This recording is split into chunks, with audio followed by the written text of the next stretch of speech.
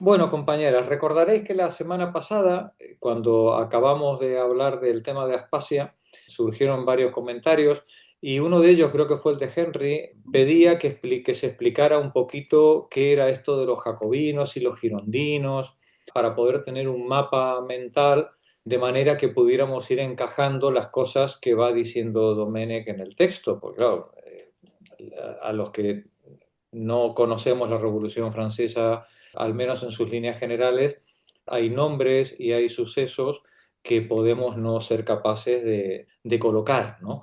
Y en la medida en la que no los podemos colocar, pues nos perdemos muchos matices y muchas reflexiones muy interesantes que hace Domenech en el libro. Y la semana pasada, cuando dijimos, venga, va, vamos a hablar apenas empecemos de los jacobinos y de los girondinos. Pero este fin de semana con José estuvimos hablando del asunto y claro, y me dice José, dice, es que claro, hablar de los jacobinos sin entender el contexto en el que los jacobinos están haciendo sus propuestas, es muy difícil. Y entonces, bueno, pues él, con mucha generosidad, como siempre, ha preparado unas cuantas diapositivas y una pequeña presentación para que entendamos el proceso revolucionario en líneas generales, ¿vale? De manera muy sucinta, muy elemental, pero que sea lo suficiente como para poder entender esos matices. Así que José pues, nos va a hablar de la Revolución Francesa hasta Napoleón. José, todo tuyo. Acabo de ver creo que fue en Instagram, no me acuerdo dónde, que analizaban esa pintura, que decían que pues es propaganda, porque esa pintura, si se fijan la hora, es de noche. Bueno, es de noche por la hora y por las velas. Sí. Entonces es como que es un hombre que trabaja a alta madrugada cuando está cuidando a Francia, ¿no? O sea, es Mm. como las imágenes, los anuncios de los políticos ahorita que sale el político y sale con camisa y así como que arremangada, ¿no? Como que está Claro, trabajando claro. por la gente. Qué bueno, Arturo, Sí, sí, qué buen análisis. sí, sí. Bueno, pues si os parece, vamos a intentar hacer un aterrizaje en el proceso de la Revolución Francesa. Vamos a intentar hablar de algunos de sus personajes, de la situación social, económica y de las facciones políticas que estuvieron en primera línea del proceso, ¿no? Revolución Francesa, libertad, igualdad, fraternidad. Rousseau es este grabado. Lo he puesto, que es Rousseau y los símbolos de la Revolución, por el elemento ideológico, ¿no? La fundamentación ideológica, en gran medida la influencia de Rousseau en el proceso, el papel de la ideología, y luego en el grabado de la izquierda, la acción de masas, ¿no? Seguramente la Revolución Francesa no habría sido posible sin las dos cosas. Sí, las acciones de masas, ese grabado de Marat a la izquierda y esa ideología que, entre otros, y en gran medida Rousseau, influyó en el proceso revolucionario, ¿no? Eso es un poco lo que intentaba, digamos, justificar esta presentación. Se ha dicho que Joguet decía que la Revolución Francesa era hija de la riqueza en el sentido del progreso, del desarrollo, en el sentido del papel de la burguesía. Y no sé si fue Michelet el que dijo que en realidad la Revolución Francesa era fruto de la miseria, ¿no? Es decir, por un lado la riqueza, el desarrollo y por otro lado la miseria. Bueno, en realidad seguramente es el resultado de las dos cosas. Es decir, las condiciones materiales las que impulsan la acción de masas y el desarrollo de la burguesía, de la ilustración, para darle un fundamento ideológico. Ahora estamos en la Revolución Francesa, las consecuencias. Tenéis alguno de los personajes a la izquierda, en este cartel muy antiguo que yo he encontrado en mis papeles de 1976.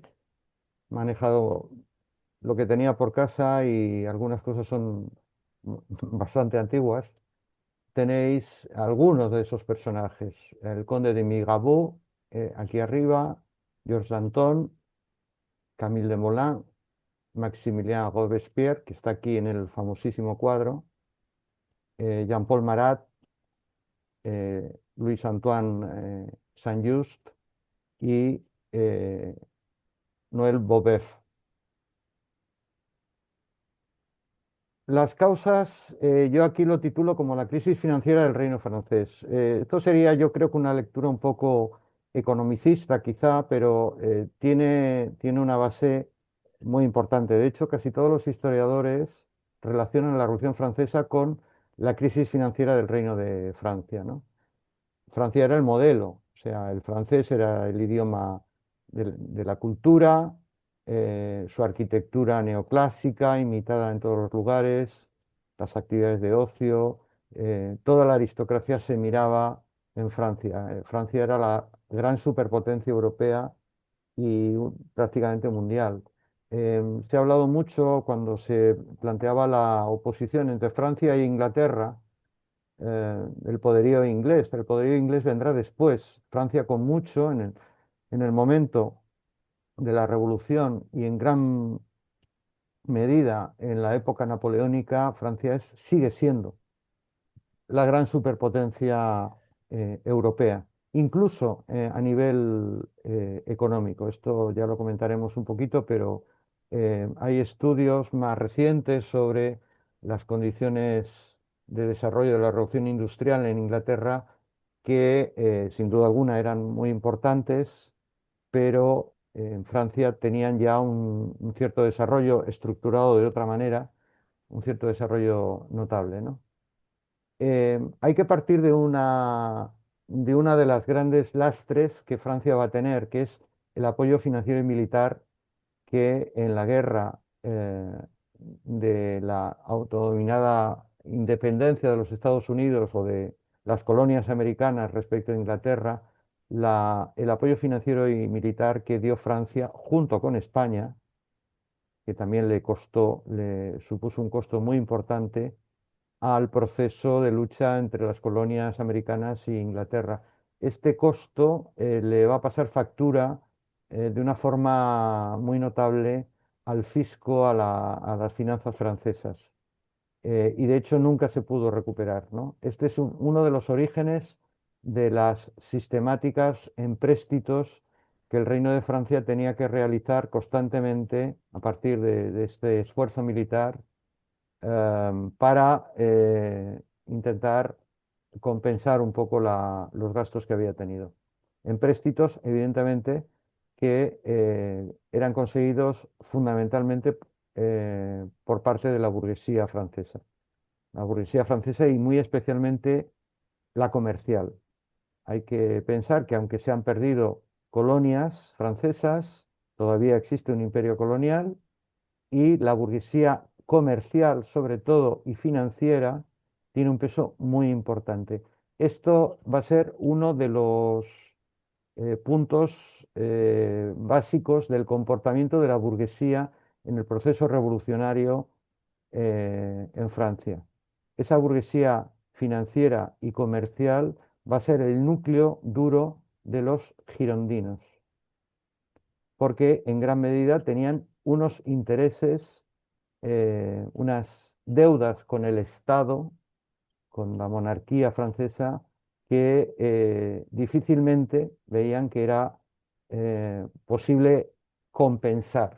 No sé si me estoy explicando, ¿no? Es decir, esta burguesía comercial y financiera se da cuenta que en la situación de la monarquía francesa no van a poder recuperar esos empréstitos. Y eso va a generar, en parte, el giro de esa parte de la burguesía, sobre todo esa, hacia la transformación de Francia en una república. En la época de Luis XVI y de María Antonieta de Austria, lo que hay es una monarquía absoluta, absolutista. Es decir, el poder está totalmente concentrado en el rey, en la monarquía.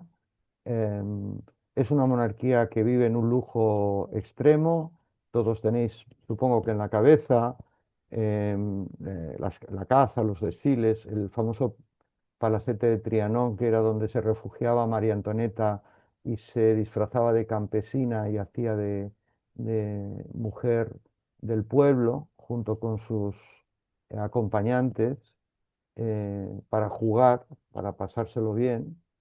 Esta monarquía absolutista concentra el poder, gasta una enorme cantidad de dinero en lujo, pero es incapaz de afrontar el problema de la deuda que va adquiriendo cada vez con mayor importancia la monarquía.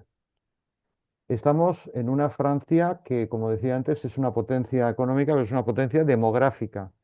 En gran medida, eh, esto va a ser también una de las claves de por qué va a estallar la Revolución Francesa, o va a ser el primer país en el que va a estallar una revolución francesa, la revolución burguesa, digamos, porque es el país más poblado, 27 millones aproximadamente.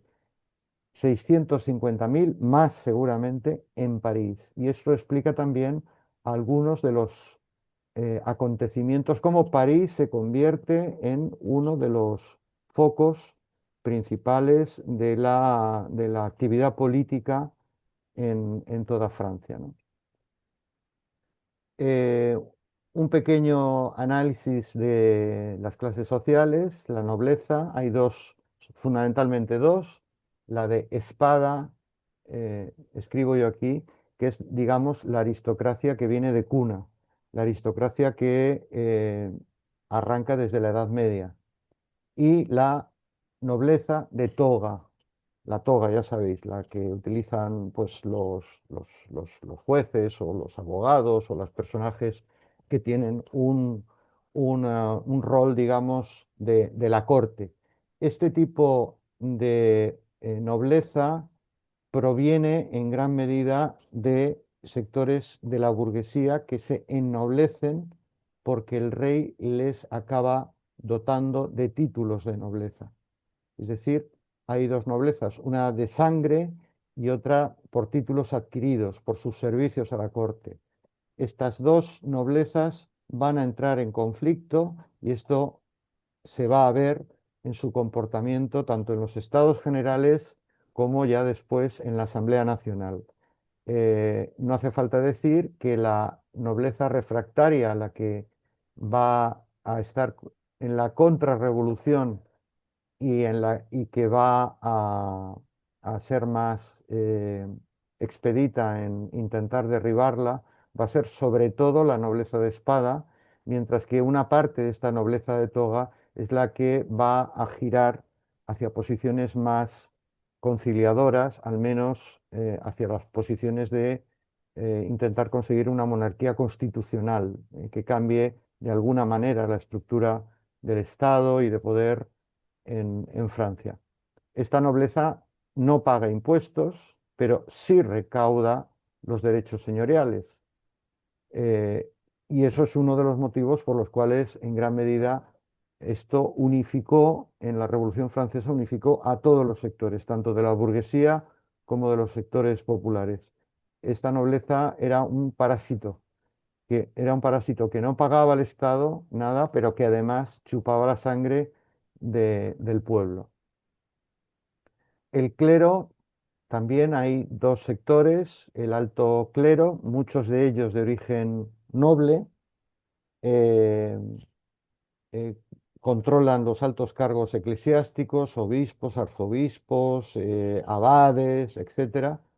Son los que controlan el negocio de la enseñanza, prácticamente toda, y son propietarios de tierras, cobran los diezmos y otros tipos de impuestos señoriales, son los principales poseedores de tierra o de los principales poseedores de tierra en Francia, y luego está el bajo clero, que son los curas, los frailes, etcétera, que viven en una situación social, digamos, cercana en cuanto a la pobreza al pueblo. Esto es lo que va también a justificar que una parte del clero eh, se acerque al proceso revolucionario y que acepte de alguna forma las condiciones que una vez que el proceso está en marcha les imponen, que fue básicamente jurar la Constitución cuando se aprueba la primera Constitución.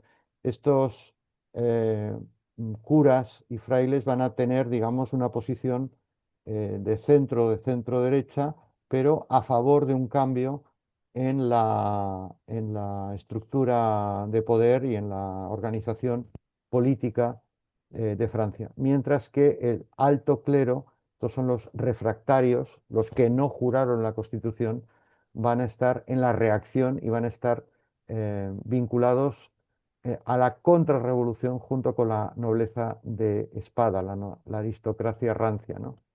La nobleza y el clero suponían solo el 3% de la población en Francia. Espero que veáis el texto. Estamos haciendo un análisis de clase. Antes hablaba de la burguesía comercial, la que está vinculada a las colonias, al tráfico negrero, a los productos eh, de América, la caña, el añil, el café, el tabaco, etcétera, y es la que probablemente sea la burguesía más rica. La industrial, que existe, no con el desarrollo de Inglaterra, pero que tiene un desarrollo notable, sobre todo en la industria a domicilio, que es, digamos, talleres semi-artesanales en domicilio que elaboran productos semi-industriales para los burgueses y que también se dedican a las minas, a la siderurgia, que están sobre todo vinculados a los, al ejército, a los suministros del ejército y a la industria textil, que ya tiene un cierto desarrollo en Francia. Y luego la financiera. Antes decía la importancia de los empréstitos. Es esta burguesía financiera la que le presta dinero a la corona y es esta burguesía financiera la que se da cuenta que en la situación que arrastra económica, que arrastra Francia, no va a poder recuperar ese dinero. Por eso va a ser la comercial y la financiera, sobre todo, la que va a engrosar las filas de los sectores burgueses que van a abrazar, digamos, los cambios políticos en Francia. También había una burguesía agrícola porque empieza, ya venía de atrás, desde casi un siglo atrás, hay burguesías que arriendan, o sea, que tienen arriendos de los derechos señoriales y empiezan a explotar las tierras eh, con criterios, digamos, empresariales. Y luego hay una burguesía que está vinculada a los cargos públicos, a la justicia, al ejército, a la jerarquía municipal. Es cierto que gran parte de los cargos estaban reservados a la nobleza, pero algunos de estos cargos no, porque se vendían, eran venales, se podían vender y quien lo compraba era la burguesía. Por tanto, cuando llega la revolución, ya hay burguesía incrustada, todavía minoritaria, pero incrustada en la justicia, en la hacienda, en el ejército y en la municipalidad, ¿no? Y luego, por supuesto, la burguesía pensante, las profesiones liberales, los abogados, los médicos, los libreros, los periodistas, los enseñantes, que van a ser los sectores de la burguesía más activos y seguramente más radicales. Ya lo veréis cuando veamos personajes como en la inmensa mayoría son abogados, en la inmensa mayoría médicos, periodistas, impresores, y muchos de ellos, ya digo, muy radicalizados y que van a ser un poco la, la, la cara de las organizaciones políticas que se van constituyendo en Francia durante el proceso. ¿Qué hay de común? Pues el rechazo a que la sangre sea fuente de poder, ¿no? El rechazo a los parásitos, a los que no aportan nada y chupan la sangre de la sociedad francesa, a los privilegios. Por tanto, esta burguesía está claramente, unos más, otros menos, claramente contra los restos del feudalismo en Francia. Están por el desarrollo económico liberal, Es verdad que hay tendencias, están los fisiócratas más centrados en el desarrollo agrícola, otros más centrados en el desarrollo industrial o comercial, pero en cualquier caso, crear una sociedad en la que el desarrollo económico liberal pueda expandirse. Y es esta burguesía la que entra en contacto y empieza a entablar complicidades en los clubs, en los cafés, en los salones, en los ambientes ilustrados, junto con algunos sectores de la nobleza, sobre todo la nobleza de toga, y con el clero, sobre todo, no solo, pero sobre todo con el clero, con el bajo clero, ¿no? Hay un sector que he sacado aquí específico que podríamos alinear con la burguesía, pero que tiene una problemática un poco especial, que es el artesanado. El artesanado estaba muy extendido, como en toda Europa, muy extendido en Francia, eh, pero dentro del artesanado, que estaba muy extendido, había grandes diferencias entre lo que eran los propietarios de los talleres artesanales. No hay que pensar solo en pequeños talleres, sino en grandes talleres también, entre los propietarios y que eran los que tenían intereses en crear corporaciones y monopolios artesanales y por tanto estaban interesados en no modificar la estructura semifeudal y antiliberal, y los oficiales y aprendices de estos talleres artesanales. Estos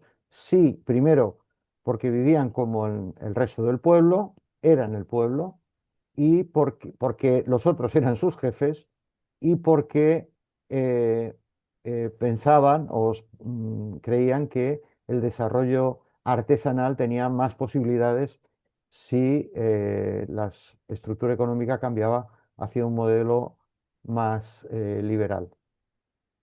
Es verdad que estaban en general en contra del absolutismo por la cantidad, sobre todo de impuestos que tenían que pagar y las dificultades en las comunicaciones, en el comercio, etcétera, para poder dar salida a sus productos en el conjunto del reino, pero hay que decir que una parte importante, sobre todo los propietarios, tenían un gran miedo a que la producción industrial manufacturera y por extensión el liberalismo les pudiera romper el negocio. Por eso hay un sector de este artesanado muy arraigado en provincias, y luego va a haber rebeliones en las provincias en las que incluso van a tener participación, incluso no, en gran medida, de los artesanos junto con los campesinos en contra de medidas de la revolución.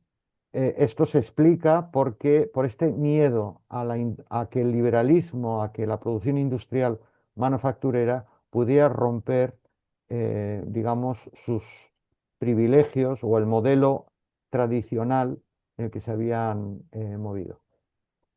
Entre el campesinado hay también una enorme diversidad. Hay siervos, no muchos, hay que reconocer que la servidumbre en la Francia del siglo XVIII, finales del XVIII, ya ha mermado en gran medida, pero todavía sobreviven.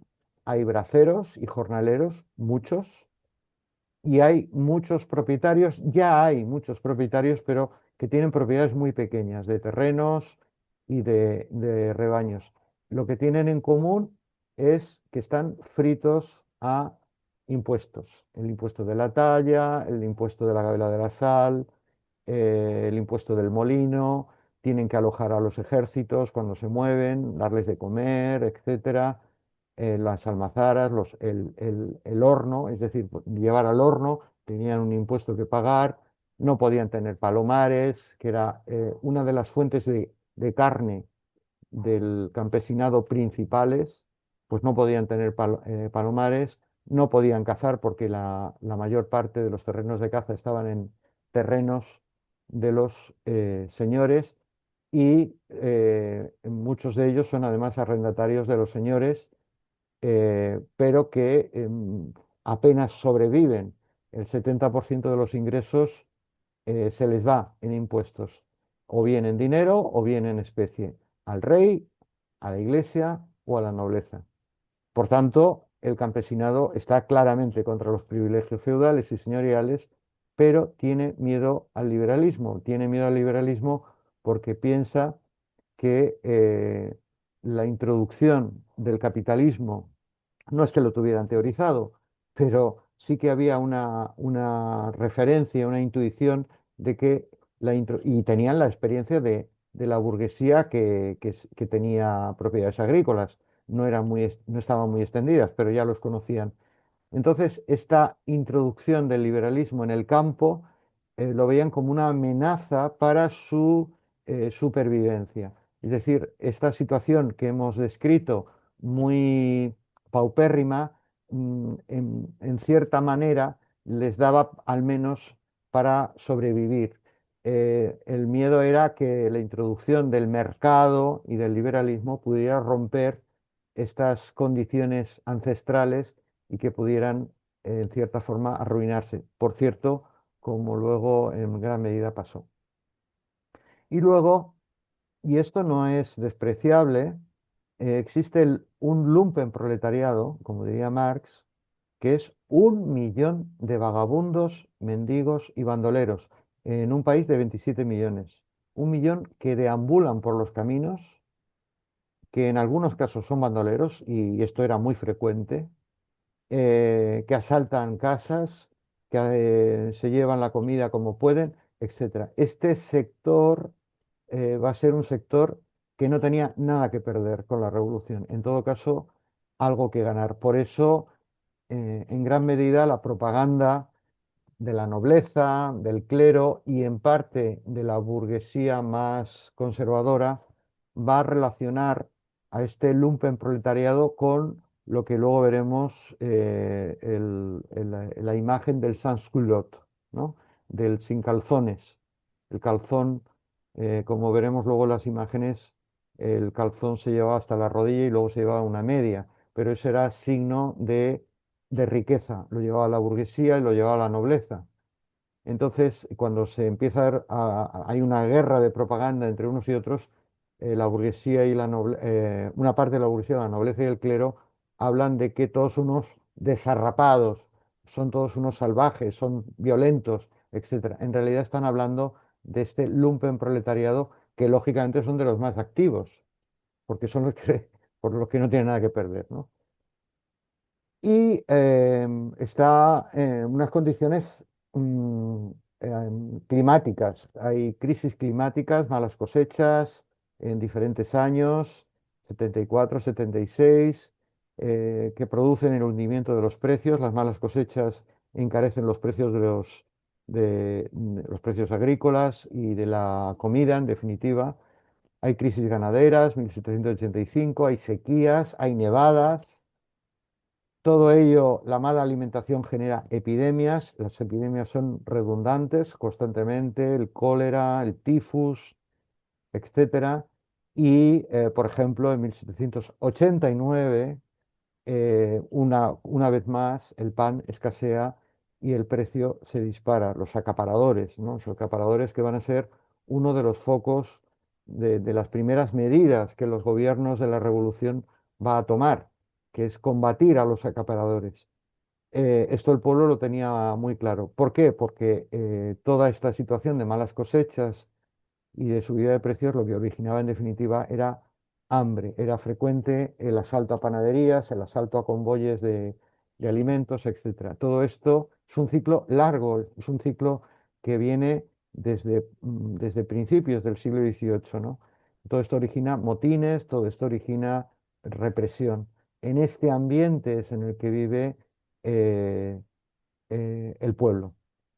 Como consecuencia de todo ello, Francia eh, está gastando cada vez más, pero no tiene ingresos nuevos. Incluso pierde ingresos, porque cada vez que se producen situaciones de malas cosechas, etcétera, en muchos casos no se pueden pagar los impuestos, sencillamente. Entonces, disminuye los ingresos, aumentan los gastos. Y por tanto, peligra el núcleo duro de la monarquía, peligra el Estado. No se puede pagar a los funcionarios, no se puede pagar al ejército, a la marina, no se pueden hacer obras públicas, no se puede sostener a la monarquía, el Palacio de Versalles, el Palacio de Fontainebleau, el de Compiègne. eh, y esto es lo que explicaría de alguna manera las medidas que se empiezan a intentar implementar dentro de la monarquía, no es después, sino antes, en 15 años, pasan como ministros de Hacienda, que venía a ser en la Francia de la época un primer ministro, porque era el tema central, lo esencial de la monarquía, pasan Turgot, Cluny, Necker, Calonne, Lomenie de Brienne y finalmente Necker, que luego es llamado como veréis. Por tanto, si la situación económica es la que es, si el ambiente social, ideológico es el que es, y económicamente los ingresos son uno de los puntos débiles de la monarquía, solo queda convocar los estados generales. Los estados generales en Francia, que no se convocaban desde un siglo antes, eran un modelo de una especie de parlamento, podríamos decir, pero estamental, en el que había tres estados, por eso se habla en plural, estados generales, ¿no? Un estado o un grupo lo representaba la nobleza, otro grupo lo representaba el clero y otro era el tercer estado, en el que estaban insertos todos los demás. Es decir, estaba la burguesía, estaba el campesinado, estaban los obreros, estaba el lumpenproletariado, estaban todos ahí metidos, ¿no? No hace falta deciros que cuando se convocan los estados generales, eh, siguiendo el protocolo, se recogen cuadernos de quejas, que venían a ser unos cuadernos en los que funcionarios reales iban recogiendo en los parlamentos provinciales y en los ayuntamientos provinciales de toda Francia las quejas, es decir, las peticiones, digamos, 40.000 cuadernos de quejas, en las que se habla de todo. ¿Quién escribió la mayor parte de los cuadernos de quejas? Por supuesto el que sabía escribir, el que sabía hablar, el que sabía cosas y el que tenía también medios para hacer llegar su voz cuando llegaba el funcionario real a recoger los cuadernos de quejas, es decir, fundamentalmente la burguesía. Estos cuadernos de quejas hablan de muchas cosas, pero están fundamentalmente escritos desde la burguesía, no desde el campesinado y no desde los trabajadores, los obreros, ¿no?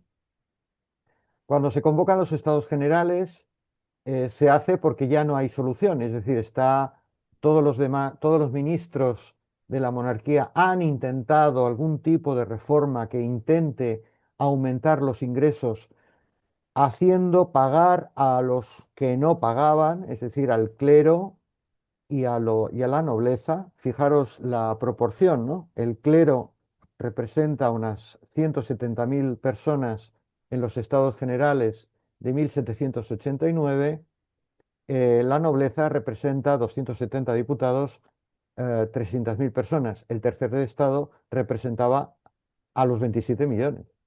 Pero cuando había que votar en estos estados generales, en primer lugar, se votaba individualmente, es decir, cada estado, cada grupo votaba por su cuenta, se reunía por su cuenta, discutía sus intereses por su cuenta y tomaba una decisión con respecto a la medida legal que se fuera a votar. En este caso, fundamentalmente estaba claramente enfocado al tema de los ingresos fiscales. Se votaba independientemente, pero se tomaba una decisión por mayoría, una decisión respecto a esa medida, ¿no? El clero por su cuenta, la nobleza por su cuenta y el tercer estado por su cuenta, pero están representando poblaciones muy dispares y no cabe ninguna duda que el tercer estado esto lo sabía.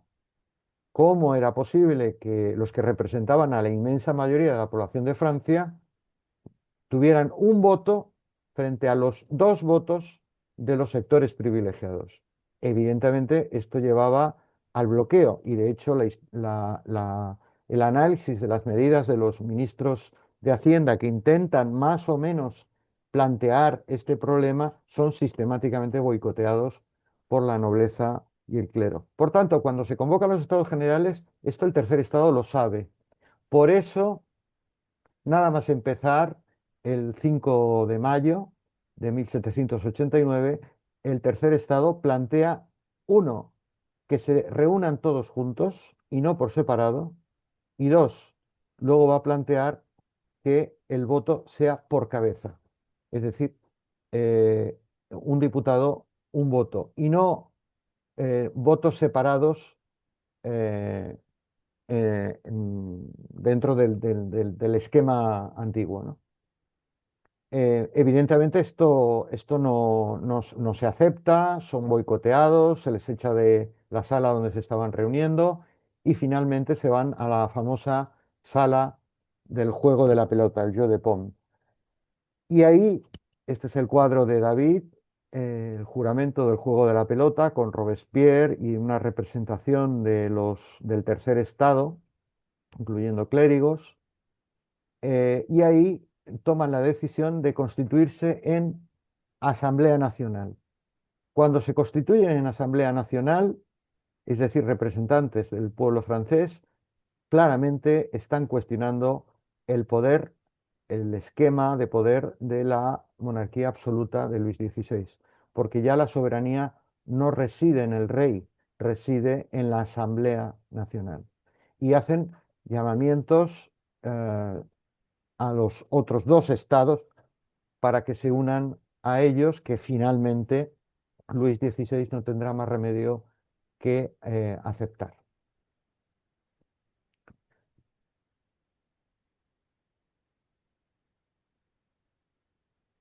Las jornadas de julio de 1789 están impregnadas por el hambre y la carestía y rumores de que la aristocracia está preparando un complot contra el tercer estado.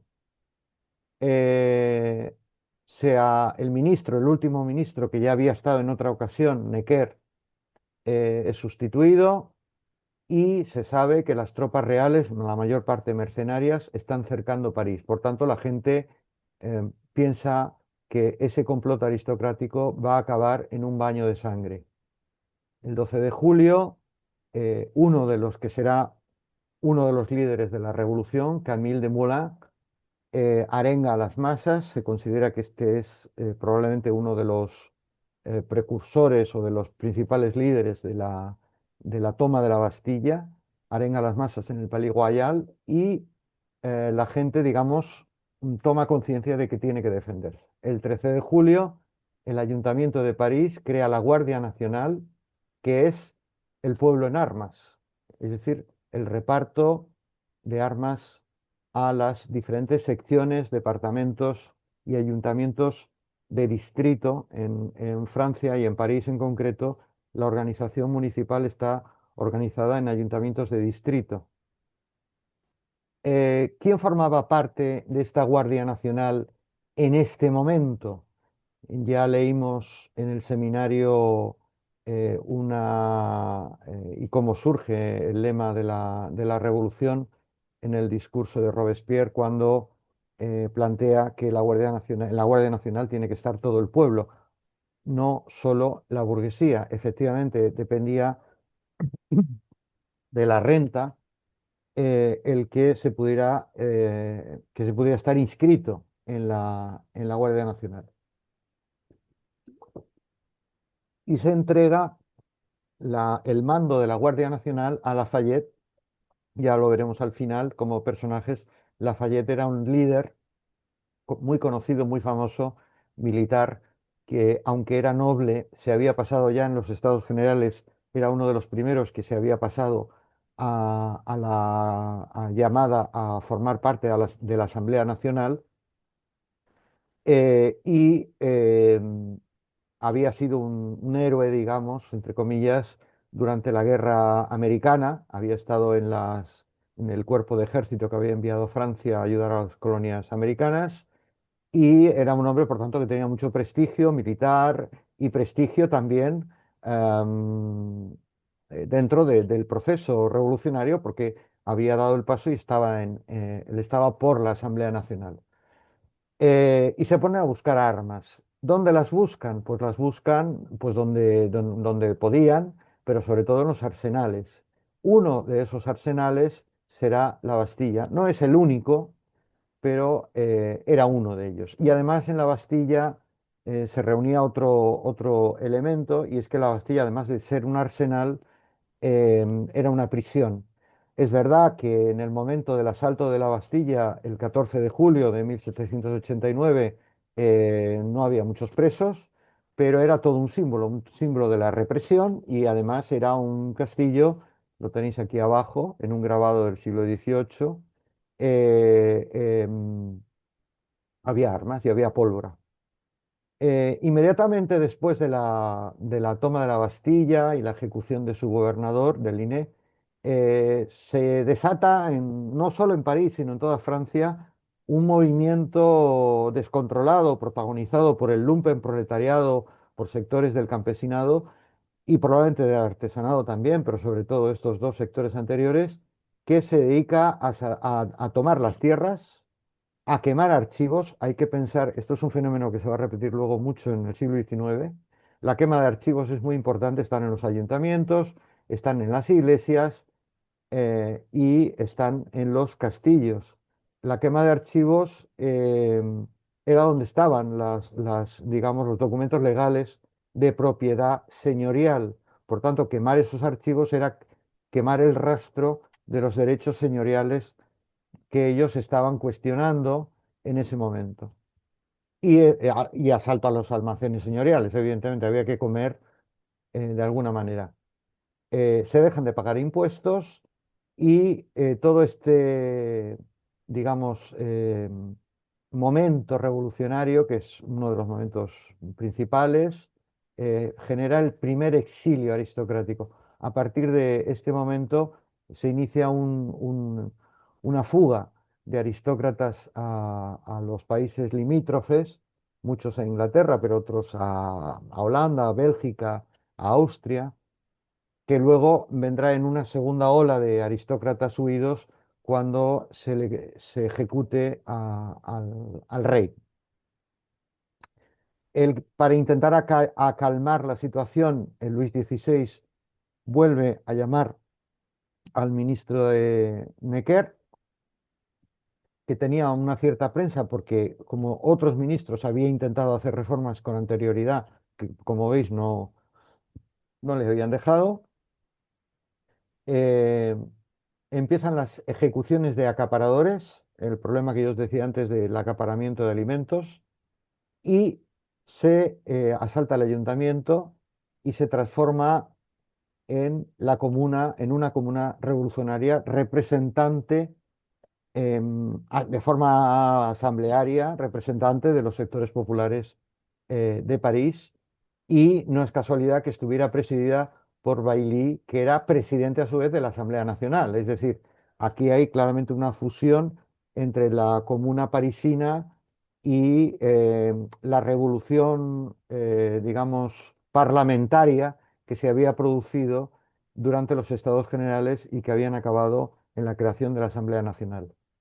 Ante esta situación se retiran las tropas reales porque claramente el pueblo está armado y el rey ya no lo ve claro. Es el momento en el que aparecen para identificar a los guardias nacionales, como explicaba el otro día Magui, la escarapela tricolor, los dos símbolos de París, aprisionando el blanco de los Borbones en medio, ¿no? Eso es primero como escarapela y luego como bandera. Y los municipios son ocupados por los patriotas, son ocupados por la Guardia Nacional, con lo cual, en la práctica, en gran medida, la situación revolucionaria se extiende al resto de Francia. Aquí tenéis algunas imágenes. La toma de la Bastilla, esta está repetida, pero bueno, nos sirve. La fiesta de la Federación, la primera que se va a realizar eh, rememorando el 14 de julio del año anterior. En esta fiesta de la Federación, ya lo veremos, hay un intento de, por eso es una fiesta, es como decir, bien, la revolución ya se ha hecho, paremos aquí. Y quien está detrás de esa posición de paremos aquí es un sector de esa burguesía y de esa nobleza y clero que se ha unido a la Asamblea Nacional, que lo que quiere es básicamente una monarquía constitucional, una reforma a la inglesa. Los ingleses ya lo habían hecho en el siglo XVII, y parar el proceso revolucionario, porque lo que se ha visto a partir del 14 de julio del año anterior es un poquito peligroso. Por tanto, demos la imagen de que ya hemos conseguido todo lo que queríamos, ¿no? Es un poco esta idea de la federación. Detrás de esta fiesta de la federación estaba Lafayette, estaba Talleyrand, que también era uno de los nobles no, perdón, de los clérigos, que él era obispo, que se había pasado a la Asamblea Nacional y que va a ser un personaje que va a durar hasta la época napoleónica, incluso post-napoleónica, el ministro de Asuntos Exteriores. Era el llamado Comité de los 30, que se había constituido durante los Estados Generales y que agrupaba sobre todo a estos sectores de nobles y clérigos ilustrados que quieren una monarquía constitucional y que les basta esta fase de la revolución parlamentaria, podríamos decir. Aquí tenéis este grabado de la detención de Luis XVI ya en junio del 91, cuando el rey está detenido en París.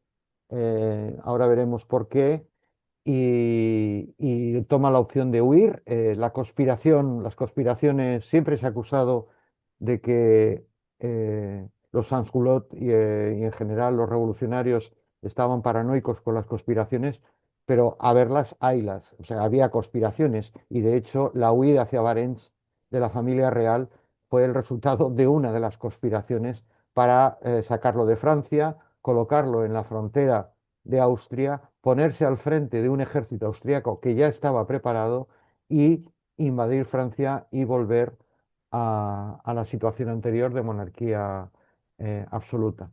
Hay una anécdota muy curiosa que si luego eh, queréis lo comentamos, que es cómo identificaron a Luis XVI en Barents, porque Barents está ya en la frontera y habían conseguido salir de París y llegar hasta la frontera y les faltaba muy poco para pasar al otro lado y en ese momento les detuvieron. Entonces hay una anécdota que es curiosa. Y luego he puesto al Club de las Mujeres Patriotas porque no nos da tiempo, pero de esto hay bastante escrito sobre el rol de las mujeres que aunque no estuvieron incluidas en la Declaración de los Derechos del Hombre y del Ciudadano, sin embargo, tuvieron un rol muy importante en el proceso revolucionario a todos los niveles, incluidos los clubs, que es el que representa este grabado. Un poquillo malicioso porque yo creo, haciendo una lectura como hacíamos antes con el cuadro de Napoleón, una lectura un tanto erótica, ¿no? Y un poco de mujeres desbocadas y que discuten, etcétera, un poco esa imagen de mujeres que intentan imitar a los hombres discutiendo. En realidad, los clubes de mujeres patriotas se extendieron por toda Francia, por supuesto en París, y tuvieron un papel fundamental. Entre ellos, el conseguir apresar a la familia real en Versalles y traérsela a París.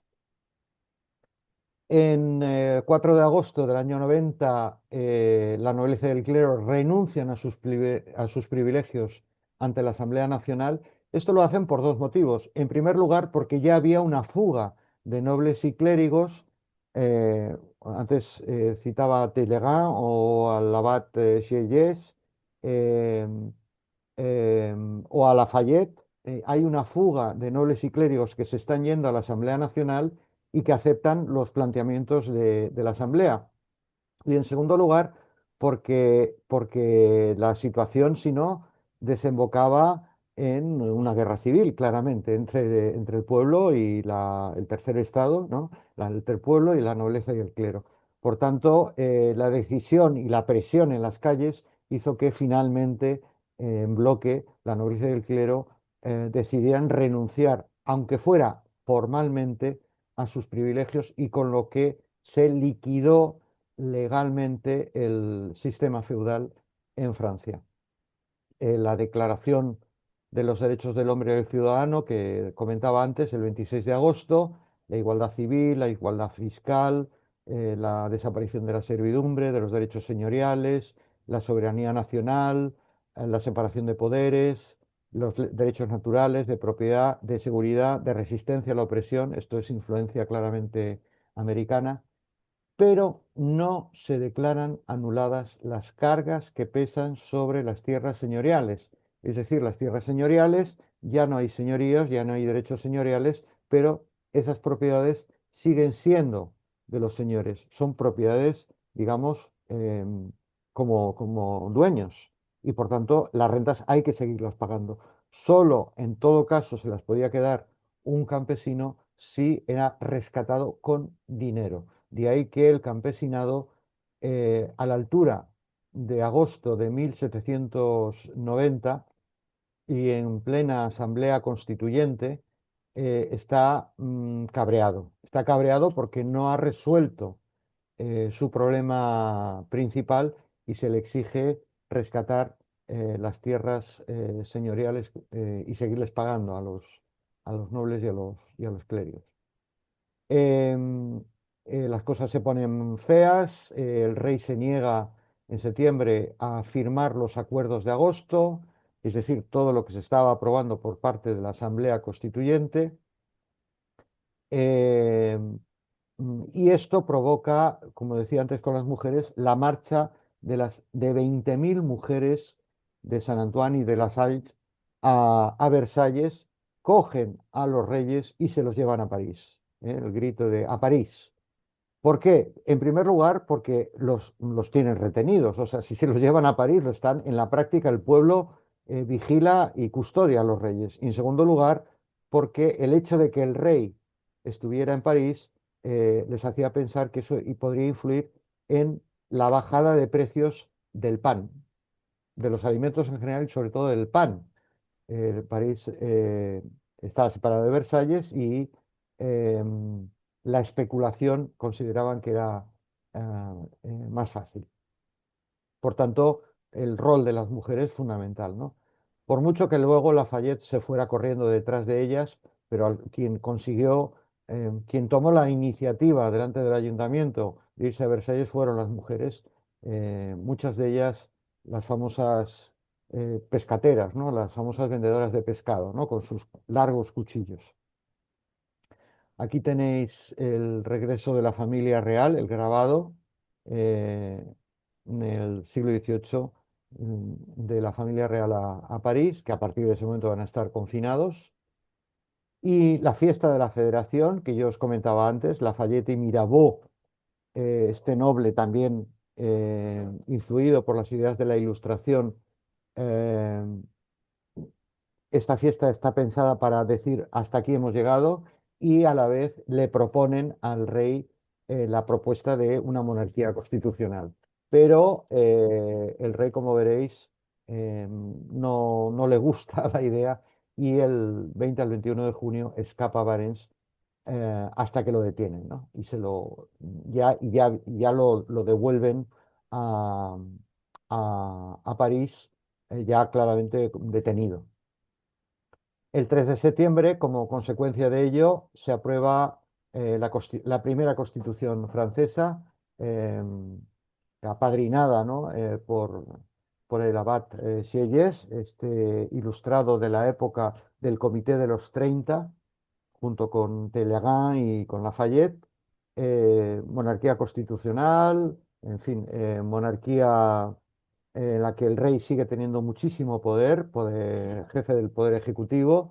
El legislativo caería sobre una asamblea, y el sistema de voto sería censitario, es decir, solo podrían votar los que tuvieran una determinada renta y por tanto se excluye a gran parte de la población. Esta es la Constitución que se aprueba en el año 91. Como la Constitución, la Asamblea Constituyente ya ha hecho la Constitución, la Asamblea se disuelve y se convierte ya en la Convención. Es decir, la Asamblea adopta el nombre de Convención y este periodo es el periodo girondino, el que dura hasta el año 92, del 91 al 92. En este periodo y después de la huida de la monarquía, se está desarrollando el juicio contra el rey am, por traición, por alta traición. El juicio, digamos, focaliza dos sectores. Por un lado, el sector mayoritario en ese momento de la Asamblea, recordar la Constitución de Sieyès, es el girondino. Y el girondino lo que quiere es una monarquía constitucional a toda costa y parar el proceso revolucionario. Eh, la situación de penurias, de, eh, carencia de alimentos, etcétera, continúa en París y en toda Francia y finalmente el rey mm, sigue adoptando una posición de bloqueo.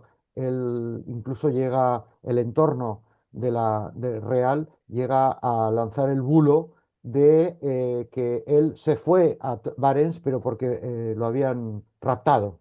Él no quería huir, lo habían raptado. Bueno, todo esto cabrea enormemente a las masas de Sans-Culottes, de lumpenproletariado, de trabajadores, de obreros, de artesanos, y finalmente esto acaba en el asalto al Palacio de las Tullerías, que significa la caída de la monarquía. Es decir, aquí hay un disloque dentro de las relaciones de poder, dentro de la Asamblea y dentro de la Convención girondina. La posición más moderada, liderada por ellos y encabezada por la burguesía comercial y financiera, y los sectores de la montaña, ya decíamos el otro día, los que se sentaban arriba, ¿no?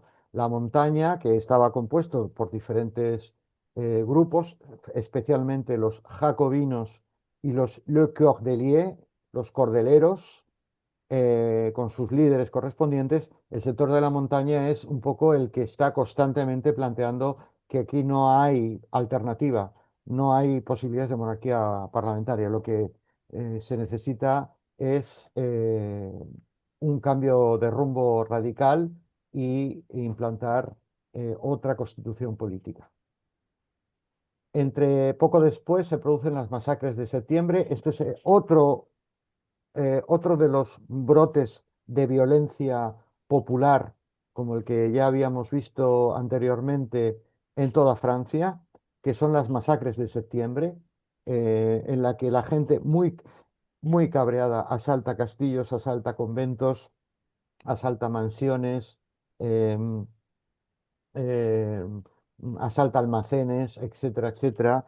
Hay muertos ejecutados de forma sumarísima y para intentar desviar de esta olla a presión que se está produciendo y en este tira y afloja entre los girondinos todavía mayoritarios y la montaña y los jacobinos y Cordelier, los girondinos consiguen aprobar en la convención la declaración de guerra hacia las potencias que estaban conspirando contra Francia, que evidentemente estaban conspirando, es decir, Prusia y Austria e Inglaterra claramente España estaban conspirando contra Francia, pero lanzarse a una guerra en contra de la opinión de los jacobinos, del propio Robespierre, como hemos visto, como hemos citado en el seminario en alguna ocasión, era lanzar a Francia a lo que supone una guerra. Entonces la montaña, los jacobinos y Cordelier estaban en contra, los girondinos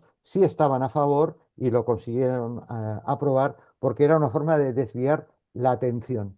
La atención era, en nombre de la revolución, llevemos la revolución a otros países, defendamos la patria, etcétera, etcétera. No es que este peligro no existiera, pero evidentemente suponía una una segunda intención, digamos, de estos sectores, sobre todo de la burguesía eh, más moderada.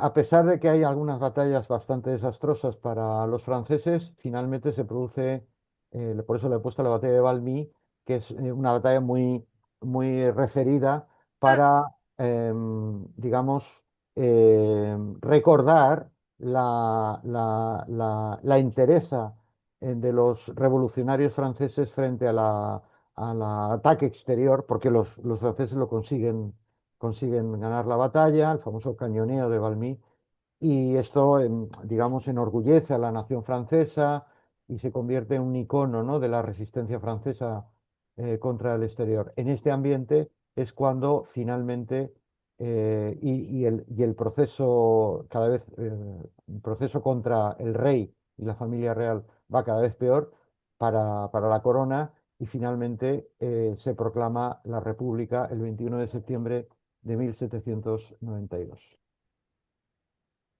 Y entramos en la Convención Jacobina del 93-94. Esto es sencillamente un cambio de fuerza, de relaciones de fuerza, de relaciones de poder dentro de la Convención. Consiguen la mayoría. La aprobación de la República es una vieja aspiración del sector de la montaña, de jacobinos y cordeliers, y esto lleva aparejado, una vez han conseguido la mayoría, el cierre del proceso a Luis XVI con su ejecución. Aquí pasa una cosa que también nos debe hacer pensar respecto a la reacción del campesinado frente a la revolución. Ya hemos hablado del problema del rescate de las propiedades señoriales que había aprobado la Convención Girondina. Aquí el problema va a ser que la guerra en la que se ha lanzado Francia contra el exterior supone una leva en masa que va a provocar levantamientos campesinos muy importantes. La situación de conspiraciones, de guerra contra Francia, guerra exterior contra Francia, y la propia actitud de los girondinos va a llevar al sector de la montaña a aprobar el primero, no el único, tribunal revolucionario que va a empezar a enjuiciar casos de traición, de conspiración, acaparadores, etcétera, etcétera, ¿no? Porque claro, tienen que bregar, por un lado, con la situación económica, tienen que bregar a nivel exterior con la guerra y tienen que bregar con la oposición interna, en ese momento todavía liderada por los girondinos.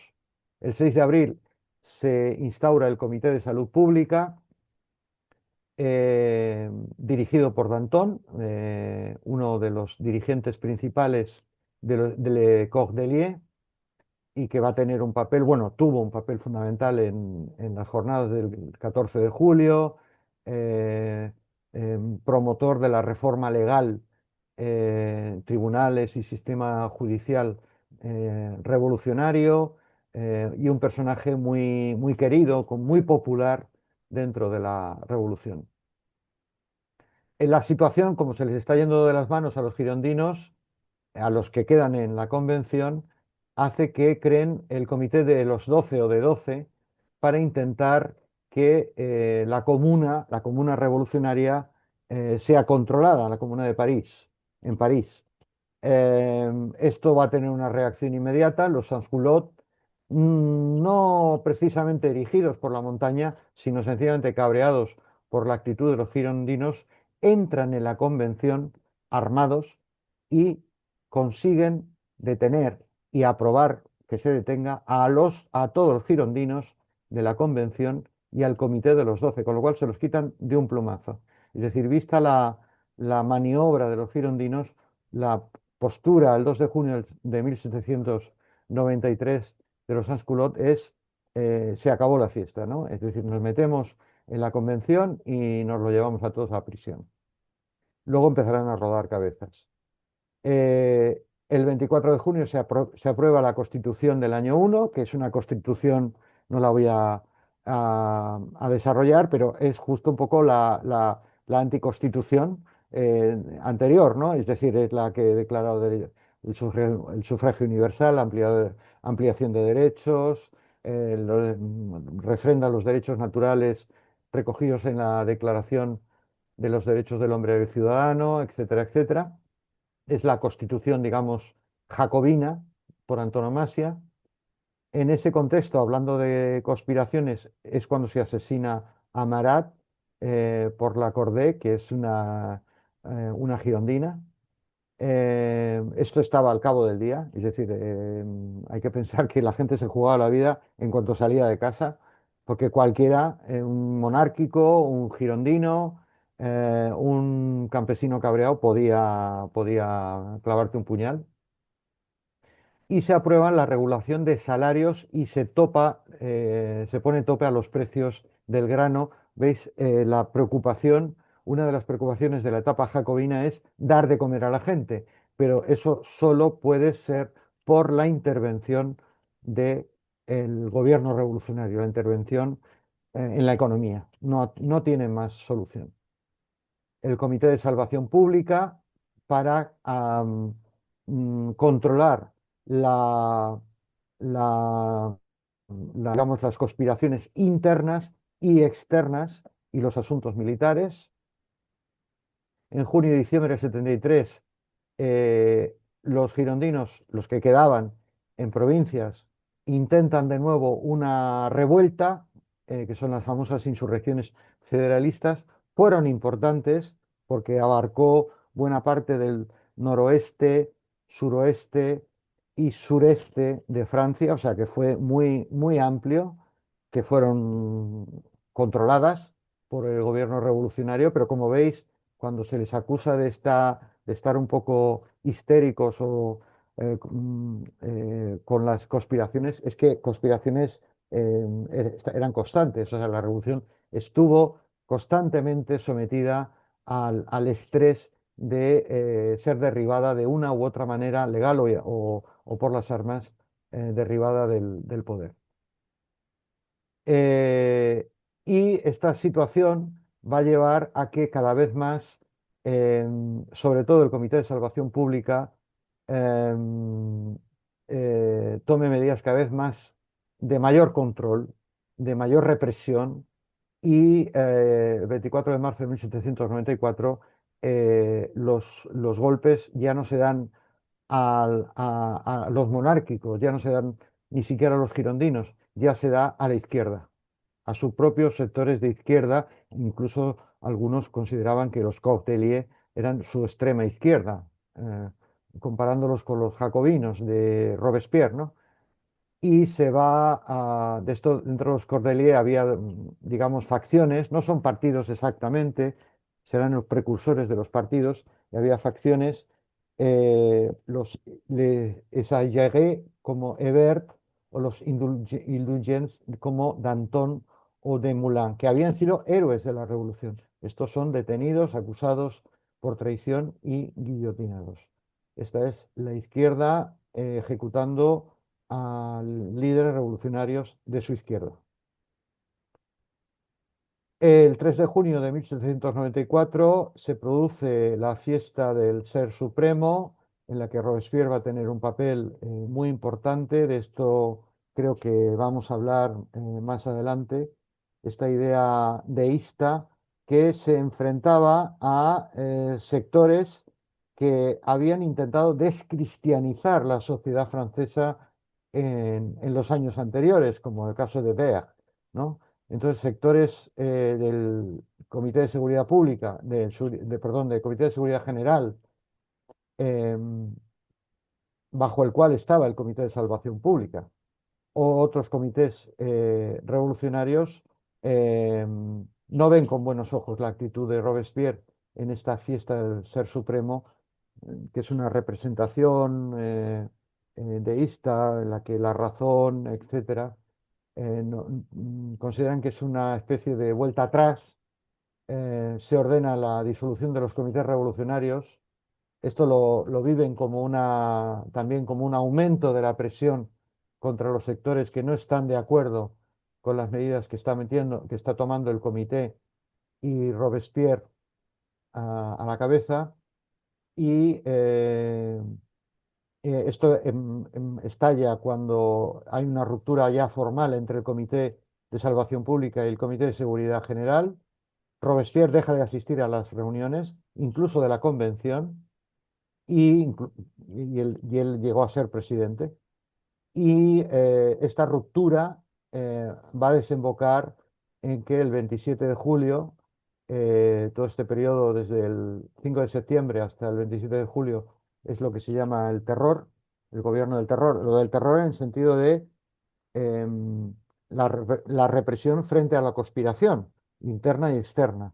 El terror significaba paralizar al enemigo en cualquier espacio y lugar para evitar que la revolución pudiera dar marcha atrás. Ese es un poco el sentido de la denominación del gobierno del terror, el 5 de septiembre del 93 al 27 de julio del 94. Pues bien, estas situaciones que hemos visto de enfrentamiento entre el Comité de Salvación Pública, el Comité de Seguridad, las medidas anteriores, la fiesta eh, a la que hemos hecho mención, etcétera, va a llevar a efectivamente, una conspiración, un golpe de Estado, en el que Robespierre y su más directo aliado, compañero, Saint-Just, sean detenidos y finalmente ajusticiados, ¿no? A partir de este momento comienza la reacción que se llama termidoriana, porque fue el 9 de Termidor. Si ya sabéis que la revolución cambió el nombre de los meses y la secuenciación de los años, por eso se habla de la Constitución del año 1, la reacción termidoriana y la represión contra los jacobinos. Han perdido a sus líderes principales, el resto de la izquierda ya ha sido reprimida en su inmensa mayoría por el propio Robespierre anteriormente, con lo cual no hay izquierda ni extrema izquierda prácticamente, y vuelve en esta reacción termidoriana, vuelve, digamos, los sectores moderados a intentar reencauzar la revolución. Ahí hay sectores girondinos que han sobrevivido, hay sectores monárquicos del Comité de los 30, hay sectores, digamos, vinculados a las burguesías más moderadas, las burguesías agrícolas, las burguesías ligadas a la producción industrial artesanal, etcétera.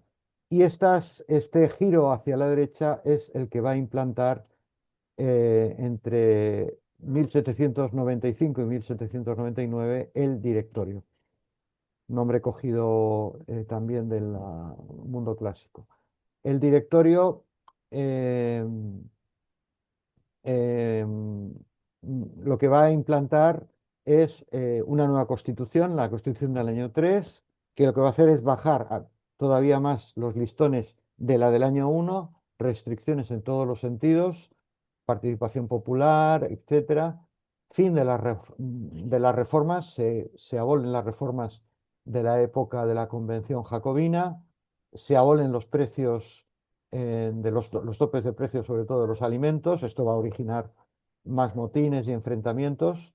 Eh, Se suprime la comuna revolucionaria, se toman medidas para que el Comité de Salvación Pública, no hay que olvidar que continúa la guerra contra Francia exterior, pero lo que se quiere es controlarlo, es decir, se vacía de personajes que hubieran tenido algo que ver con la época jacobina. Se llega a prohibir la marsellesa, para que veáis un poco el periodo de la reacción, y cada vez más en este clima de represivo, cada vez hay mayor influencia del ejército. Entre otras cosas, porque ya digo, no solo por una rebelión de los sansculottes en la calle, sino también por la guerra exterior que Francia mantenía hasta ese momento. De hecho, es aquí cuando Napoleón consigue eh, empezar a asomar la cabeza, porque va a ser cuando reprima, bueno, ya había reprimido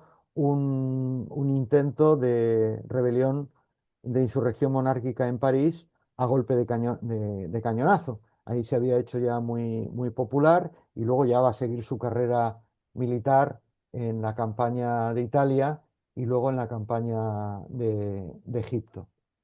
Y luego no he podido dejar de citar, porque está dentro de este periodo, esta represión de la época del directorio, el aplastamiento de lo que iba quedando, digamos, de izquierda, de revolucionario en Francia, en París, que es la ejecución, detención y ejecución. Detención, Francis Noël Babeuf fue detenido y encarcelado en numerosísimas ocasiones. Se le acusó de una conspiración vinculando a los Montagnard. Él había sido jacobino, había criticado a los jacobinos. Parece ser que al final de su vida volvió a recuperar, digamos, en este periodo su simpatía por los planteamientos jacobinos y Cordelier y se puso manos a la obra a preparar lo que él consideraba imprescindible. Y es que, dada la situación a la que se había llegado con el directorio, la única alternativa posible era un golpe de Estado popular, un golpe de Estado liderado por los Sans-Culottes, dirigido por un partido, una especie ya de, claramente de partido clandestino, minoritario, muy bien organizado, que liderara ese golpe y que derribara al directorio. Es lo que se conoce como la conspiración de los iguales. Bueno, esto fue destapado por un infiltrado, fueron detenidos y ejecutados. A Babeuf se le considera un precursor de lo que podríamos llamar un comunismo primitivo, ¿no? Es decir, unos planteamientos comunistas que ya en los que él claramente habla de la toma del poder, el rol de un partido, digamos, revolucionario, la necesidad de repartir la riqueza, etcétera, ¿no?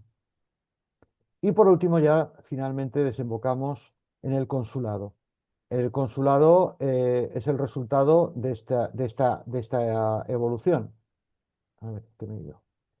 En noviembre de 1799 se produce el golpe del famoso 18 Brumario, eh, que es en noviembre del 1799, en la que Napoleón Fouché, el jefe de policía, y Talleyrand, este conspirador, obispo conspirador de origen noble, eh, preparan y que básicamente cogen el nombre del mundo clásico, eh, toman la decisión de crear una especie de gobierno elitista que reconduzca toda la situación hacia por supuesto, hacia un destierro de cualquier otra intentona de carácter izquierdista y también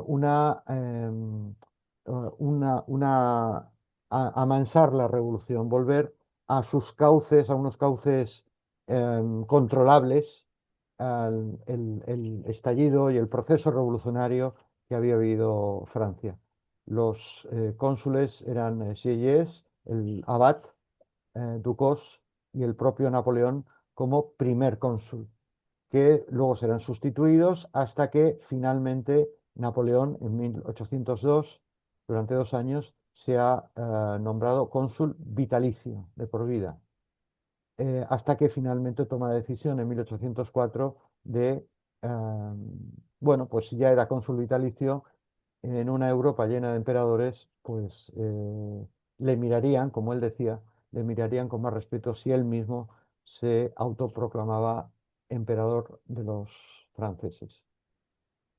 Estos son algunos de los personajes de la vieja Francia, Luis XVI. Lo digo por si queréis luego comentar o querer algún comentario de alguno de ellos. María Antonieta, Necker, el ministro de Hacienda, Lafayette, el del Comité de los 30 y el de la operación de la monarquía constitucional, Sieyès, que empezó como jacobino y luego fue evolucionando hacia posiciones girondinas y luego finalmente compartió mesa con Napoleón después del 18 de Brumario, y el conde de Mirabeau, que fue también uno de los líderes del ala, digamos, eh, muy moderada, constitucionalista, monárquica constitucionalista.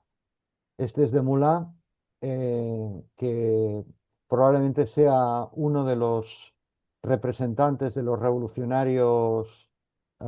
Todos ellos provienen de la pequeña burguesía, casi todos ellos son periodistas, escritores, profesores, abogados, aunque trabajarán de todo un poco, pero proceden de esa pequeña burguesía ilustrada que se va radicalizando a lo largo del proceso y que va teniendo que tomar decisiones. De Moulin era de los Cordeliers, era colaborador directo de Danton, lo tenéis aquí, uno de los líderes de masas del proceso revolucionario eh, durante la revolución.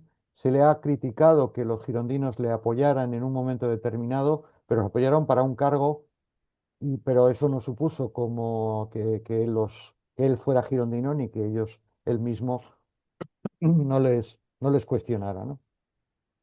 Este es uno de los que cae en la fase final del terror, junto con Desmoulins, de los que cae, digamos, a la izquierda de los jacobinos. Brissot, que va a ser un personaje un poco gris, pero que va a ser el líder de los girondinos, un poco gris. Casi todos, como Brissot, tenían sus propios periódicos. Sin duda alguna, el más famoso, lo digo entre otros por su carácter, por su rol dentro del mundo jacobino y por el periódico, el Midi Peuple, lo decíamos en la sesión anterior. Marat, asesinado por una girondina. Hébert, que digamos es también un personaje que no quiso nunca tener un rol político destacado. Él veía su papel en la Comuna Revolucionaria, en el ayuntamiento, junto con los sans-culottes, y, y fue otro de los del lado del sector de los Cordeliers, de los exaltados, digamos, de los reprimidos en la última fase del terror, ¿no? Y bueno, de Robespierre no hay mucho que decir, el incorruptible, porque de él estamos hablando mucho, y que tiene una evolución desde posiciones no moderadas, pero sí, por ejemplo, en contra de la pena de muerte, etcétera, en la que va tomando decisiones junto con sus compañeros de jacobinos. Ya dijimos de dónde venía lo de jacobino el otro día, de San Jacobo, del convento, en la que Robespierre va evolucionando de posiciones, va tomando conciencia en la fase de la convención jacobina de que la situación está al límite, y, y de que se hace imprescindible la destrucción de lo que él consideraba la reacción, las conspiraciones, llegando incluso a detener y a ejecutar a compañeros que habían estado con él en todo el proceso anterior. Lo cierto es que esta izquierda que acaba ejecutando a su otra izquierda o a su extrema izquierda, fue finalmente aprovechada por esta pléyade de girondinos, monárquicos, constitucionalistas, burgueses financieros, etcétera, para dar el golpe, detener a Robespierre, acabar con la convención jacobina, ejecutarle y dar marcha atrás en la revolución. Bueno, yo creo que con esto ya. Bueno, menudo, menudo paseo nos has dado por toda la Revolución Francesa. Muchas gracias, José. Muchas gracias. Yo por abrir fuego, recordando todas las diapositivas que has puesto y las fechas, da vértigo la sucesión de acontecimientos semanales, quincenales. Mete miedo ver la velocidad a la que se suceden los acontecimientos y en la que se va construyendo eso que se ha llamado Revolución Francesa, ¿no? Sin que nadie tuviera ningún plan. Se va sobre la marcha formalizando a dónde se quiere ir y combatiendo no solamente contra los prejuicios propios, sino contra las confabulaciones, las conspiraciones, luego contra el enemigo insurreccional, contra la guerra exterior. Es impresionante, ¿no? Eh, Sí, efectivamente. El repasar todo esto, a mí la sensación que me ha creado es exactamente la misma. Yo muchas veces me he preguntado qué habría hecho yo, ¿no? O qué habría hecho gente como yo. Y es que, vamos, superado totalmente, ¿no? no, no, no, claro, claro. Por los acontecimientos. Tenía la mano levantada José Félix. Hola, voy a intervenir ahora porque posiblemente tenga que irme dentro de un ratito, ¿no? Bueno, evidentemente la Revolución Francesa, este hecho histórico, da muchísimo para la reflexión del presente, em, o del cercano presente, ¿no? Yo solamente voy a resaltar tres cositas que me atrajeron, no solamente de esta sesión, sino de la anterior, cuando estuvimos leyendo el prólogo sobre algunos elementos, pero el primero es algo que mencionó al principio, que creo que es importante resaltar para hacer análisis presente también, no por supuesto con las distancias históricas y las particularidades de los contextos de cada uno. Y un poco esto también es mirándolo desde nuestra tierra, desde nuestra perspectiva, ¿no? Del sur y América Latina. Bien, el primero es el papel de la crisis financiera. Voy a ser muy esquemático. Crisis financiera en la caída de los imperios. Yo sé que hay el temor de caer en el economicismo, pero creo que es uno de los elementos que hay que seguir resaltándolo, ¿no? No quiero extenderme mucho, pero por ejemplo, la crisis financiera llevó al Imperio Romano a tener que contratar a los que ellos habían atacado, que eran los bárbaros, como mercenarios, porque ya no podía financiar su ejército, por ejemplo. Y a la vez, esto tiene que ver también esta parte financiera, que no, si se ve solamente separadamente, ahí, eso es un error, pero tiene que ver con la metabolismo de el estilo de vida o lo se puede llamar de los modelos de desarrollo. O sea, eso pasaba en una crisis financiera mientras en Roma estaban en los festines. Entonces, claro, si uno compara con el presente, uno puede hacer comparaciones un poco traídas por los pelos, pero uno ve a lo que está pasando con el imperio estadounidense o el imperialismo estadounidense, su crisis financiera, que explica mucho de lo que está pasando. Y segundo, también, paradójicamente, voy a ponerlo como ejemplo, podemos comparar al señor que está a la cabeza de ese imperio con Calígula, por ejemplo, o lo que hacía Calígula. Entonces, solamente estoy siendo muy esquemático, así que me disculpan porque a lo mejor es una cosa muy... Lo segundo es el papel que me atrajo de la vez pasada, del prólogo, el papel de lo militar del sector militar como, como estructura institucional. Y voy a ser muy breve en eso. O sea, es muy interesante cómo se plantea el surgimiento de la Guardia Nacional basado en el pueblo en armas.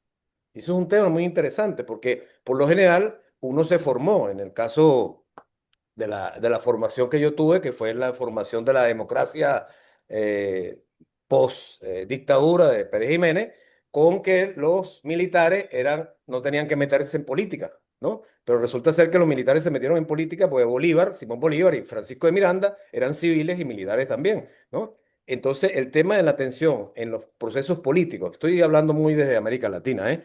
Y desde Venezuela también, el proceso de la participación de los militares y el pueblo es algo que, digamos, es un tema interesantísimo. Chávez quiso hacer la fusión cívico-militar y la doctrina militar era el pueblo en armas.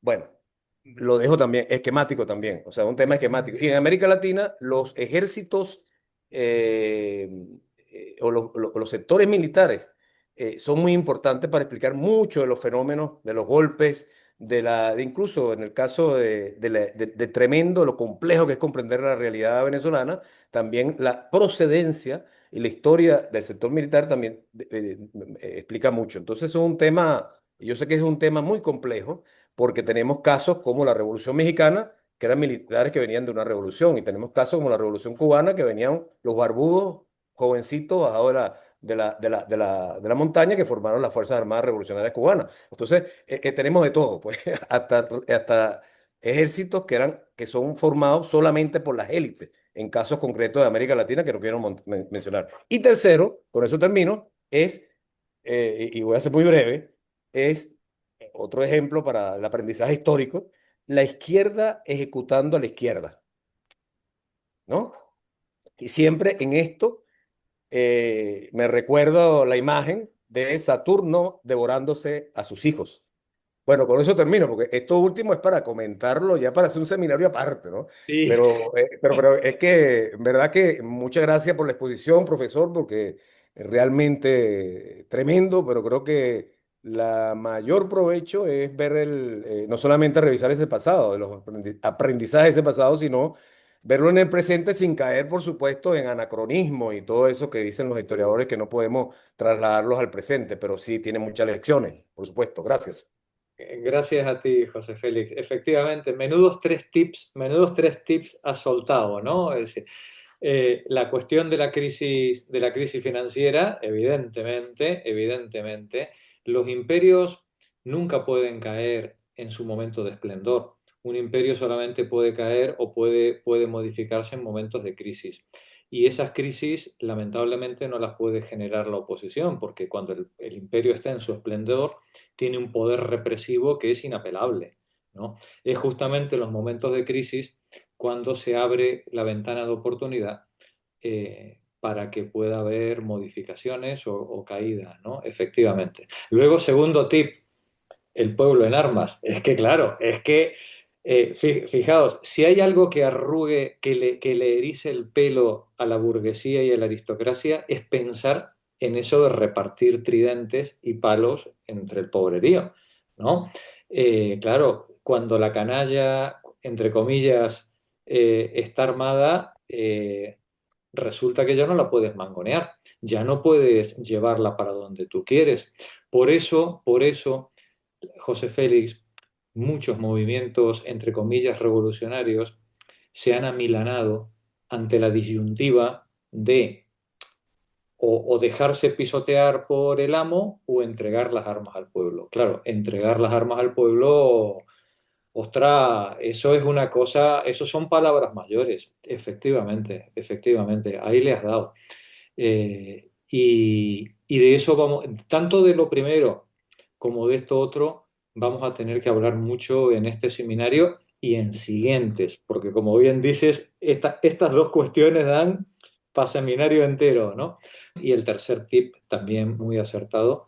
De todos modos, el libro nos va a dar para ir profundizando sobre estas tres cuestiones a lo largo de los diversos procesos revolucionarios que vamos a ver. Ahora estamos con la Revolución Francesa, pero luego veremos las revoluciones de los años 20, años 30, la Revolución del 48, la Comuna de París, la Revolución Rusa, la República Española, ya para terminar. Vamos a ir viendo distintos procesos revolucionarios en los que estas tres cuestiones que tú has planteado van a ir surgiendo y las podremos ir viendo desde distintas perspectivas. Así que ahí contaremos contigo en la parte económica, José Félix, eso sin duda, ¿eh? Henry, Bueno, primero que nada, muchas gracias al profesor ahí que nos dio esta clase para mí muy importante. Agradezco mucho y también me congratulo de que no se me haya entendido porque yo lo que había pedido se había dicho que Aspasia era dirigente del Partido de los Pobres en la democracia plebeya ática, ¿no? Y yo lo que quería saber, lo que había preguntado, era si se podía desarrollar un poquito las características de ese partido, creo que es. Y bueno, pero vino espectacular que no se me haya entendido porque hemos tenido una clase impresionante. No, y lo otro que quería preguntar si en ese momento en que se empieza a hacer la descripción de la estructura de clase, se habla como que la preponderancia del sector financiero. Y si entendemos que las fuerzas productivas en aquel momento histórico no estaban muy desarrolladas, particularmente en Europa toda, pero particularmente en Francia no tanto como en Inglaterra, si esa riqueza provenía seguramente de las colonias, ¿no? Era un poco la, la pregunta que tenía para hacer en ese sentido. Ya que se habló de los jacobinos y todo eso, y la ubicación en el Parlamento, yo leí hace algún tiempo, y no me acuerdo en dónde fue que leí, que lo de izquierda y derecha, porque acá está establecido que fue de ahí que salió el Parlamento francés, pero que no había sido en el Parlamento francés, sino en el Parlamento británico.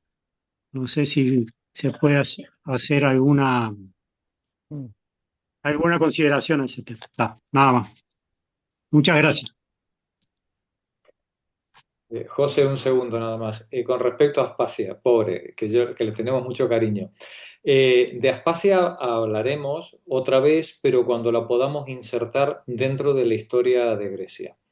Estamos preparando, Fernando y yo, una presentación para poder eh, plantear, igual que ha hecho José con respecto a la Revolución Francesa, poder plantear el desarrollo político de la Grecia clásica entre la estasis de la previa a Solón, la aparición de Solón, las tiranías de Pisístrato y sus hijos, la caída de los hijos de Pisístrato, las invasiones persas, la derrota de los persas en la batalla de Salamina y la aparición de una nueva mentalidad a partir justamente de la derrota de los persas, en la que el pueblo, los tetes, de pronto se dan cuenta de que también tienen importancia dentro de la polis. Que el pueblo, esa canalla de la que hablábamos antes, anda, pues resulta que oye, que para morir valen, ¿eh? Y para combatir valen. Y no solamente valen para combatir, valen también para ganar una guerra. Oye, y si valgo para ganar una guerra, pues también valgo para decidir en política.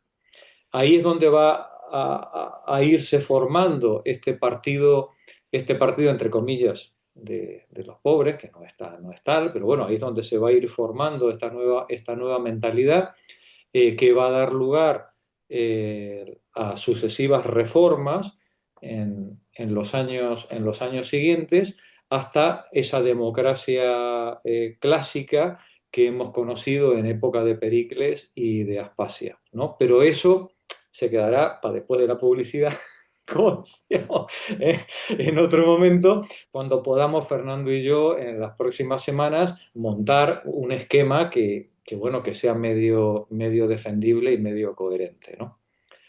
Nada, José, tenías ahí dos. Se ha quejado Henry de que no queríamos hablar de la Revolución Francesa. Pues para habernos equivocado, por lo menos yo, eh, hemos estado unos cuantos ratos, ¿no? Bueno, solamente una cosa por si no lo he querido, no lo he reflejado bien. Yo no quería decir que la burguesía comercial y financiera fuera dominante. Creo que he dicho que no tenía el desarrollo de Inglaterra, no era dominante en lo absoluto en la economía francesa prerevolucionaria. Existía esa burguesía, la comercial, precisamente como tú decías, sobre todo por el tema de las colonias, y, y porque el ambiente que rodea a Francia, por parte de Inglaterra, por parte de Holanda, por parte de Bélgica, el ambiente era que el desarrollo comercial eh, continuara. Y esa burguesía se mira en las otras burguesías y lo que quiere, en definitiva, y por eso toma esa posición, esa cercanía al proceso revolucionario, lo que quiere es romper las ataduras del sistema, de los restos del sistema feudal, romperlas en lo que es la estructura política del país y, por supuesto, abriendo las normas económicas, legales, etcétera, para poder desarrollarse como burguesía comercial y financiera. Por tanto, eran minoritarias, eran poderosas, la financiera era la que tenía dinero y la que estaba prestándole dinero a la monarquía, por tanto, eh, ahí tenía un interés muy, muy fuerte. Y eso lo planteo un poco para poder explicar por qué ese sector de la burguesía toma una posición tan clara en el proceso revolucionario. Y luego lo de izquierda y derecha, bueno, yo he estado leyendo en relación a la Revolución Francesa. Igual que el caso de los Le Montagnard, los de la montaña, toman ese nombre porque se ponen arriba, cuando empieza la Asamblea Constituyente, la distribución cambia dentro de la Asamblea. Y es ahí cuando aparece derecha-izquierda, en el caso de la Asamblea Francesa, ¿eh? Entonces, la montaña no, se agrupa a la izquierda, de abajo arriba, está la llanura, que sería el sector indeciso, en el que había sectores girondinos, a veces había sectores de monárquicos constitucionalistas, etcétera, y a veces votaban una cosa o la otra, y luego estaba la derecha. Entonces, derecha e izquierda viene en la siguiente fase de la primera etapa de la distribución dentro de... Además es que cambian de ubicación, porque en los Estados Generales estaban en Versalles y luego se van a las Tullerías y se reúnen en un salón, no recuerdo ahora el nombre, un salón concreto que era donde se distribuían, un salón con bancadas en forma de U, y es ahí donde se sitúan centro, derecha e izquierda, ¿no? En el caso de la Revolución Francesa. A mí ¿Verdad, Fernando? me ha llamado la atención también, como a ti, Jorge, lo de la velocidad del acontecimiento, cómo van de rápido. Y lo que me planteo es cómo llegaba la información, porque está claro si no estaban organizados, pero cómo llegaba. Pues todos los clubs, o sea, vamos a ver, hay dos niveles. El nivel de los periódicos, todos los dirigentes, cuando yo hablaba antes de Moulin, de Danton, etcétera, prácticamente todos tenían sus periódicos o escribían en él habitualmente. Y esos periódicos se distribuían, por supuesto, en París y en toda Francia. No estamos hablando de grandes tiradas, pero hay que pensar que esos periódicos tenían una repercusión muy grande. Por ejemplo, el periódico de Babeuf, de los Iguales, que es como se les conoció a los partidarios de Babeuf, eh, tenía una tirada muy, muy restringida. Si no recuerdo mal, eran algunos miles.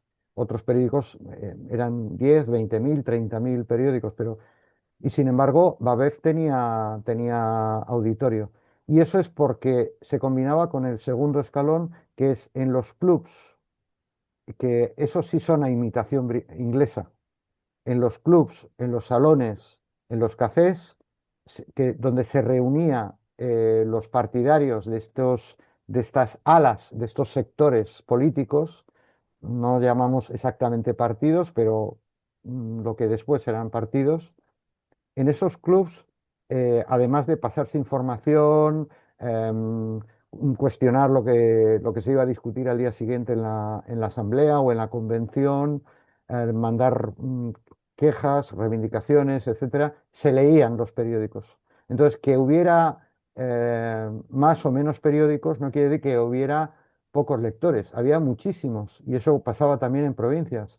De hecho, el nivel de analfabetismo era muy alto en la Francia de la época, pero había muchos periódicos en relación al resto de Europa, pero había muchísimos clubs donde la gente leía y discutía en torno al periódico. Seguramente uno de los más famosos, y ese sí tenía una tirada de miles, muchos miles, era el Amigo del Pueblo. Se leía en voz alta. En, Sí, sí, cuando digo que se leía en voz en voz alta. alta, en ¿No? voz Claro, alta, claro. y se discutía. Hay que pensar que un periódico de entonces no es exactamente el periódico de ahora, no reunía las noticias del tiempo, los temas de Rosa, no, eran periódicos básicamente que hoy identificaríamos como un pasquín, como un texto político y a veces que hablaba básicamente de lo mismo en todo el periódico. Y son periódicos, si habéis visto alguno, que no tenían muchas páginas. ¿Eh? También eso tenía que ver con el poder económico que tuviera detrás la sección política o el que podía padrinarlo, ¿no? Pero son periódicos en el sentido de material para debatir de política. Y eso lo estaba haciendo todo el mundo desde todas las tendencias, incluidos los monárquicos, ¿eh? También tenían los suyos. Qué bueno. Bueno, compañeras, nos han dado las 9 de la noche.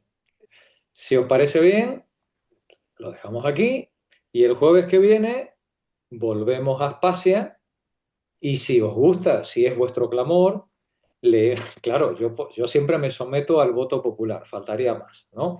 Podemos leer un pasaje de el discurso fúnebre de Pericles, donde Henry, vais a ver compañeras, cómo plantea, dicen que escrito por Aspasia, cómo plantea Pericles esa democracia ateniense que dio su nombre para la posteridad y en la que desde entonces hasta ahora todos miramos hacia atrás para ver cómo debe gobernar el pueblo cuando el pueblo es el que quiere tener el mando. Eso el jueves que viene. Muy bien. Buena semana, gracias José, como siempre, espectacular. Muchas gracias. Gracias, Muchas José gracias, muchas Antonio. gracias, José. Gracias. Muchas gracias, José. Gracias. Buena semana a todos. Buenas noches, buenas Luego. noches. Gracias. Buenas noches. Buenas noches.